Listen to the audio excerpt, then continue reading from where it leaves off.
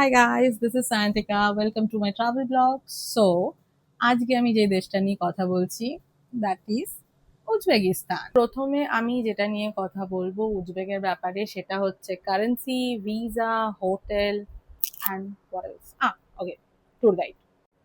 So now I will explain you guys the visa process.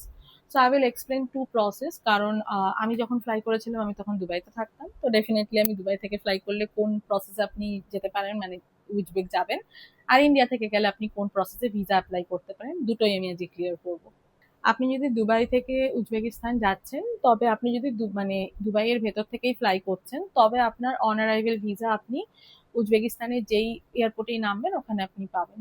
কিন্তু যদি আপনি India থেকে ট্রাভেল করছেন তবে এখন যেটা নতুন রুলস এসছে যে ইন্ডিয়া থেকেও আপনি আপনার এমিরেটস আইডি থাকলে উজবেকিস্তানে অন অ্যারাইভেল ভিসাই পাবেন, তাতে কোনো অসুবিধা নেই। কিন্তু কিন্তু আপনি যদি দুবাই থেকে মানে দুবাইয়ের বাইরে যদি আপনি 6 মাস হয়ে গেছে বা 3 মাসের বেশি যদি থাকেন তবে ইন্ডিয়া থেকে আপনি অন অ্যারাইভেল ভিসা হিসেবে উজবেকিস্তান যেতে পারবেন না। আপনাকে প্রপার ই ভিসা দেখিয়ে তবেই বেরোতে হবে। যদি ইন্ডিয়া থেকে ফ্লাই করছেন আর আপনার কাছে ধরে নিন সেঙ্গেন ভিসা নেই, ইউকে ভিসা বা ইউএস ভিসা নেই বা কোনো জিসিসি কান্ট্রির কোনো রেসিডেন্ট পারমিট নেই, তবে আপনাকে ই ভিসা ইন্ডিয়া থেকে নিতে হবে, তবেই আপনি উজবেকিস্তানে যেতে পারবেন। ই ভিসা অ্যাপ্লাই করা ইটস ভেরি ইজি ইন্ডিয়া থেকে। আপনাকে সিম্পল ওদের যে ওয়েবসাইট আছে ওদের পোর্টালে ঢুকুন, গিয়ে ওখানে আপনার ডিটেলসটা ফিল করে দিন, তার সাথে ওদের বেসিক ক্রাইটেরিয়া যেগুলো আছে মানে ধরুন আপনার পাসপোর্টের 2 সাইজের পিকচার আপনাকে স্ক্যান করে দিতে হবে, আপনার পাসপোর্ট সাইজ ফটো, দেন আপনার হোটেলের ডিটেলস আর আপনার ফ্লাইট ডিটেলস ওখানে দিতে হবে, আপনার যাতায়াতের ফ্লাইটের টিকিট ওখানে দিতে হবে। আপনি যেই মোমেন্টে করে দেবেন তারপরে আপনাকে ওখানে পে করতে হবে $20। আফটার দ্যাট আপনাকে আই থিঙ্ক 2-3 দিন ওয়েট করতে হবে, then you will get your visa. Don't worry about it. Visa তো হয়ে গেল, বাট গিয়ে থাকবো কোথায়? অফকোর্স হোটেল বুক করতে হবে। Don't worry, Booking.com, sky scanner, make my trip, যেটা আপনার সুইটেবল মনে হবে সেখান থেকে আপনি হোটেল অ্যাট ইজি ওদের বুক করতে পারবেন। হোটেলের price is not that expensive. Around মানে অ্যাভারেজ হোটেল আপনি 1 থেকে 2 হাজারে পেয়ে যাবেন। একটু যদি আপনি তার থেকে হাই স্ট্যান্ডার্ডে যান তবে আপনি 4 থেকে 5 হাজারের মধ্যে হোটেল পেয়ে যাবেন। আমি যে রেটটা আপনাকে বললাম সেটা নর্মাল টাইমে, কারণ আমরা যখন ট্রাভেল করেছিলাম তখন হোটেলের রেট স্লাইটলি বেশি ছিল, কারণ আমরা উজবেকিস্তানে ট্রাভেল করেছিলাম ডিসেম্বরে, আর আমরা উজবেকিস্তানে ছিলাম 25শে ডিসেম্বর থেকে 31শে ডিসেম্বর অবধি। তার জন্য আমাদের প্রাইসটা একটু হাই লেগেছে। বাট ঠিক আছে, এবার আমরা আসবো একটা অ্যাপ্লিকেশনের ব্যাপারে, সেটা হচ্ছে ইয়ান্ডেক্স। সো আপনি সেন্ট্রাল এশিয়ার যে কোনো জায়গাতেই ঘুরতে গেলে আমি যেটা বুঝতে পেরেছি মানে সেন্ট্রাল এশিয়া ঘুরে, যে ওরা মোস্টলি ইয়ান্ডেক্স ম্যাপ ইউজ করে, আর আমরা যেরকম ওলা উবার ইউজ করি ওরকম ওরা ইয়ান্ডেক্স অ্যাপ্লিকেশনটা ইউজ করে ট্রান্সপোর্টেশনের জন্য। ওয়েল, আমি যেটা আপনাদের সাজেস্ট করব যে প্লিজ ইয়ান্ডেক্স বুক করবেন, আর ওখানে গিয়ে যদি আপনি গাড়ি বুক করতে চান ইয়ান্ডেক্স থেকেই বুক করবেন। তার পেছনে রিজন আছে। আপনি যদি লোকাল ড্রাইভারদের সাথে যেতে চান ইটস ফাইন, আপনি যেতে পারেন, কিন্তু প্রবলেম হচ্ছে ওদের কোনো প্রপার মিটার নেই, ওরা আপনাকে যা তা রেট বলতে পারে। ওকে ফাইন, আমি আর একটা পয়েন্ট এখানে অ্যাড করতে চাই, সেটা হচ্ছে যে উজবেকের ওয়েদার, যেটা আমার পার্সোনালি মনে হয়েছে একটুখানি আলাদা আদার সেন্ট্রাল এশিয়ার কান্ট্রির থেকে। কারণ আমরা যখন উজবেকে ল্যান্ড করি তখন উজবেকের টেম্পারেচার ছিল অ্যারাউন্ড -2 আর -3।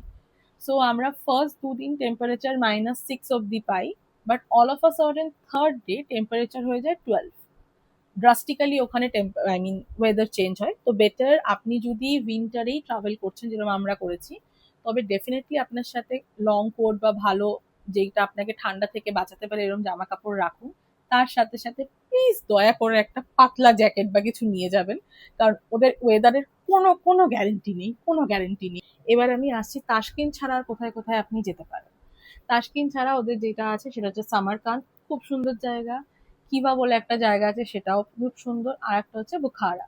সো বেসিক্যালি এই তাসকিন থেকে সামারকান্দ, বুখারা এই জায়গাগুলো আপনি ট্রেনে করে যেতে পারবেন। যাবেন কি করে?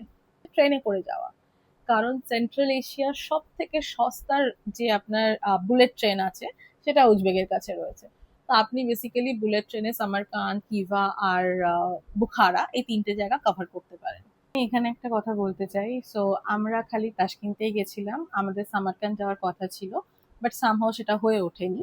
সো আমরা খালি তাসকিনতেই থেকেছিলাম, আর আমাদের কাছে প্রচুর সময় ছিল তাসকিনতে, তো আমরা তাসকিনটা খুব ভালোভাবে এক্সপ্লোর করেছিলাম। তাশকেন্তের কোথায় কোথায় আমরা গেছিলাম, কোথায় কোথায় খেয়েছি, লোকাল ফুড, লোকাল কালচার কোথায় আপনি সব থেকে বেশি পাবেন, আমি সেটা এবার আপনাদেরকে বলছি।